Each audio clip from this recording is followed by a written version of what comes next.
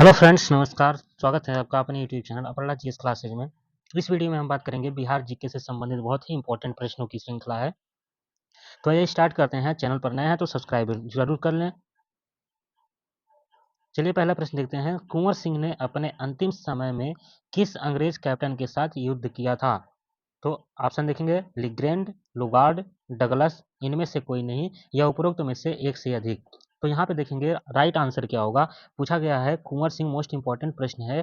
लिग्रेंड के साथ इन्होंने अपना अंतिम समय पर युद्ध किया था। यह लिग्रेंड अंग्रेज कैप्टन था, उसके साथ कुंवर सिंह ने अपना अंतिम युद्ध किया था। ये बहुत ही इंपॉर्टेंट प्रश्न है। आपको बहुत ही कम जगह आपको ये प्रश्न देखने को मिला होगा, तो मोस्ट इंपॉर्टेंट इस पर जरूर लगा लेंगे। और खासकर बीपीएससी टीआरई थर्ड पॉइंट वो वाले तो जरूर इसको याद रखेंगे। आगे चलेंगे। बिहार में किस विद्वान को मैथिल कोकिल कहा जाता है? किस विद्वान को मैथिल कोकिल कहा जाता है? फणीश्वर नाथ रेणु को, भिखारी ठाकुर को, विद्यापति को, मंडन मिश्र को या उपरोक्त में से एक से अधिक या उपरोक्त में से कोई नहीं। तो ध्यान रखेंगे, मैथिल कोकिल की बात की गई है तो विद्यापति को बिहार में मैथिल कोकिल के नाम से जाना जाता था। तो यहाँ पे राइट आंसर होगा विद्यापति। ऑप्शन नंबर सी सही आंसर होगा। आगे चलेंगे। ह्वेन सांग के आगमन के समय उत्तर भारतीय क्षेत्रों में किस शासक का शासन था? तो यहाँ पे पूछा गया, जब ह्वेन सांग आया था बिहार में, तो उसके आगमन के समय भारतीय क्षेत्रों में किस शासक का शासन था? अशोक का, हर्षवर्धन का, देवपाल, यशोवर्मन, उपरोक्त में से एक से अधिक या उपरोक्त में से कोई नहीं। तो सही आंसर जो होगा हर्षवर्धन, यहाँ पे राइट आंसर होगा। हर्षवर्धन के समय में ह्वेन सांग भारत आया था, भारतीय क्षेत्रों में आया था, तो उस समय जो शासन था हर्षवर्धन का शासन था। आगे देखेंगे, बिहार के किस पक्षी बिहार में साइबेरियाई पक्षी प्रवास के लिए आते हैं? एक बार और देखेंगे, बिहार के किस पक्षी बिहार में साइबेरियाई पक्षी प्रवास के लिए आते हैं? ऑप्शन है कांवर पक्षी बिहार, बेगूसराय, कुशेखर पक्षी बिहार, दरभंगा। तो ये यहाँ से एक भी और चीज़ नोट करेंगे, कुशेखर पक्षी बिहार कहाँ पे है? दरभंगा में। कांवर पक्षी बिहार कहाँ पे है? तो ये बेगूसराय में है।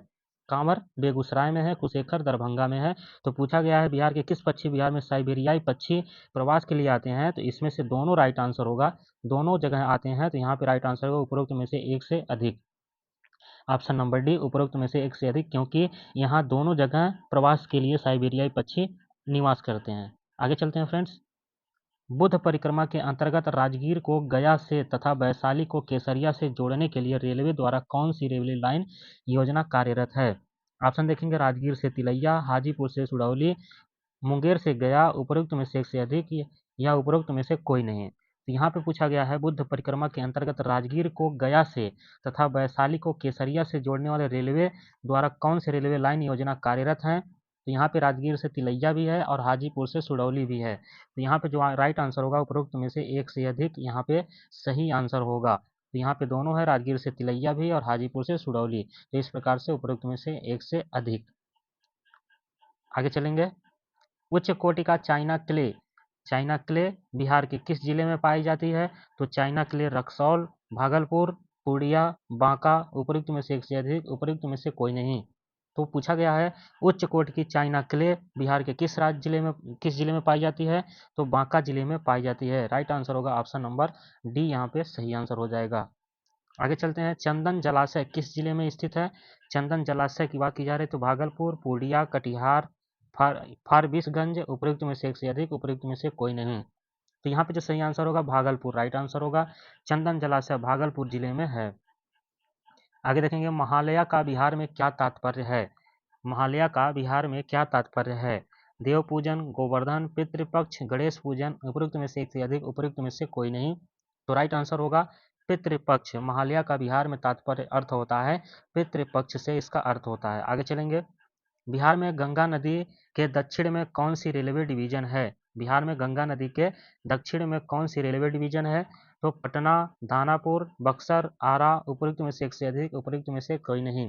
तो दोस्तों चैनल को सब्सक्राइब जरूर कर लें, ऐसे प्रश्न आप शायद ही कहीं पाएंगे, नहीं तो मुश्किल है पूरे यूट्यूब पर ऐसे प्रश्न। तो ये प्रश्न बहुत छांट करके आपको आपके सामने लेकर आया गया है। तो यहाँ पे जो राइट आंसर होगा दानापुर सही आंसर होगा। बिहार में गंगा नदी के दक्षिण में दानापुर रेलवे डिवीजन है। आगे चलेंगे। 2011 की जनगणना के अनुसार बिहार में शहरी जनसंख्या का प्रतिशत कितना है?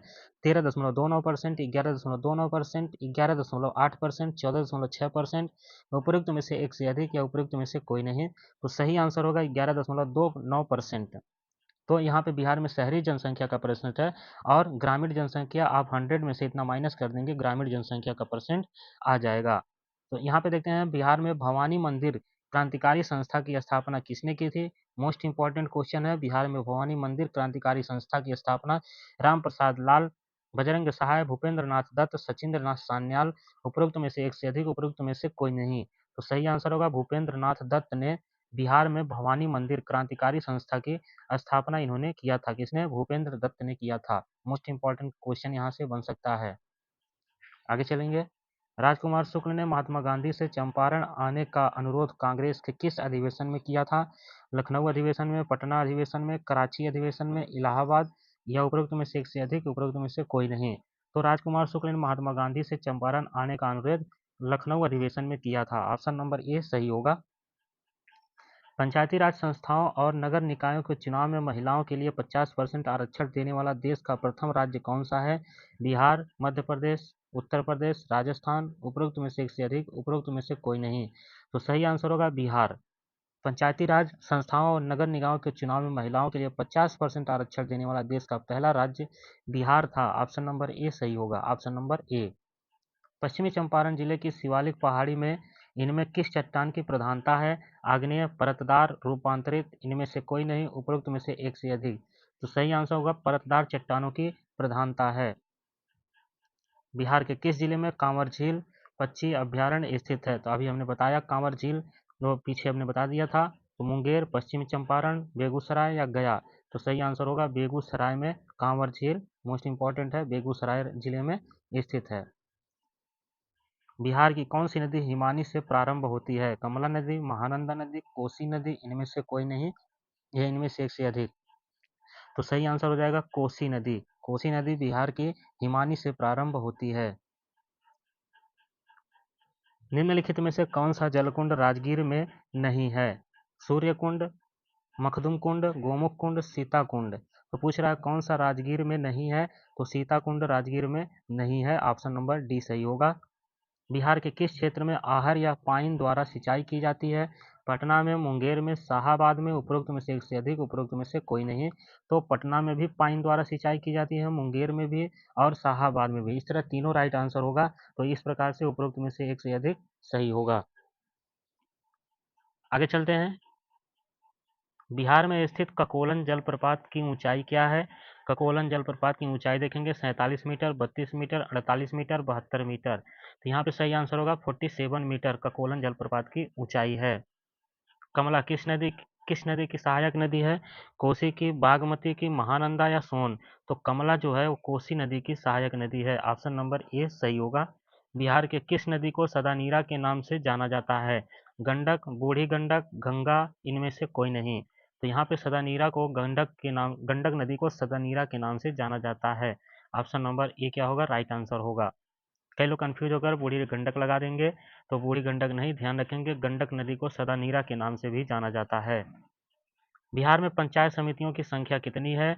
533, 534, 535, 538। तो राइट आंसर होगा 534। यहाँ पे देखेंगे 534 जो है ये बिहार में पंचायत समितियों की संख्या है। वैशाली में स्थित निम्न पर्यटन स्थल में कौन नहीं है? राजा विशाल का गढ़, राज्याभिषेक, पुष्पकरणी, कमल तालाब, नायनगर। तो वैशाली में स्थित निम्न पर्यटन स्थल में से कौन नहीं है? नायनगर नहीं है। Option number D right answer. ककोला जलप्रपात किस जिले में स्थित है? तो ककोला जलप्रपात जहानाबाद, नवादा, वाल्मीकि नगर, मनेर। तो यहाँ पे देख सकते हैं ककोला जलप्रपात अभी हमने पीछे भी देखा है, तो यह देखेंगे नवादा जिले में है।